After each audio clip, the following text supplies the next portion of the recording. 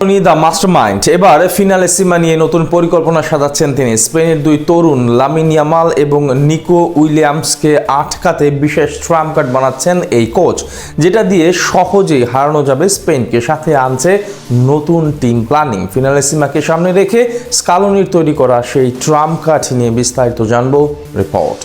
গত মাসে অ্যাঙ্গোলা আর আর্জেন্টিনার ম্যাচ যারা দেখেছেন, বিশ্বকাপ জয়ী কোচ লিওনেল স্ক্যালোনি হঠাৎ করে ট্রেডিশনাল 4-3-3 থেকে বেরিয়ে 3-CB ফরমেশনে খেলানোর বিষয়টা চোখ এড়িয়ে যাওয়ার কথা নয়। সাথে আরেকটা জিনিসও ছিল চোখ কপালে তুলে দেওয়ার মতো।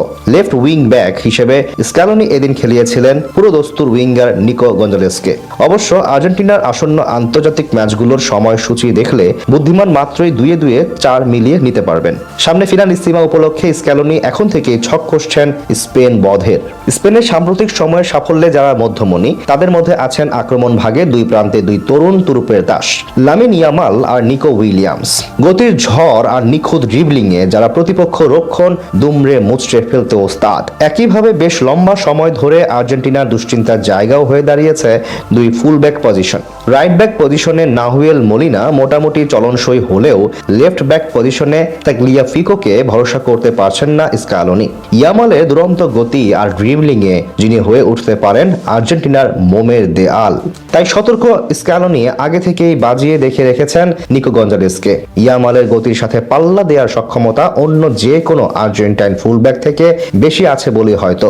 আর সেক্ষেত্রে আর্জেন্টিনা ফিনালিসিমায় 4-3-3 ফরমেশন থেকে বেরিয়ে 3-5-2 ফরমেশনেও ম্যাচ শুরু করতে পারে, যেখানে লেফট উইং ব্যাক পজিশনে খেলতে পারেন নিকো গঞ্জালেস, অথবা 4-3-3 ফরমেশনে মেকশিফট ফুলব্যাক হিসেবেও তাকে দেখলে খুব অবাক হবেন না, কারণ স্ক্যালোনির ভরসার প্রতিদান শেষ ম্যাচে ভালোভাবেই দিয়েছেন নিকো। লাগাতার প্রেসিং এর পাশাপাশি 3 এরিয়াল ডুয়েলের সবকটি জিতেছেন। ট্যাকল ইন্টারসেপশন গুলো ছিল কার্যকরী, যদিও প্রতিপক্ষ ছিল খর্বশক্তির অ্যাঙ্গোলা, এবং এই পরিকল্পনা স্পেনের বিপক্ষে কতটুকু কাজে লাগবে তার সময় বলে দিবে। তবে স্ক্যালোনির বরাবরের মতো সুদূর প্রসারী চিন্তা ফিনালিসিমা ঘিরে উত্তেজনা বাড়াবে, বই কমাবে না। স্ক্যালোনির পরিকল্পনা কি স্পেন রুখে দিতে পারবে, নাকি আর্জেন্টিনা টানা 2 বার শিরোপা ঘরে তুলবে? সেই প্রশ্নের উত্তর জানতে এখনো বড্ড দেরি, যার উত্তর পাওয়া যাবে 27 মার্চ কাতারের লুসাইল স্টেডিয়ামে।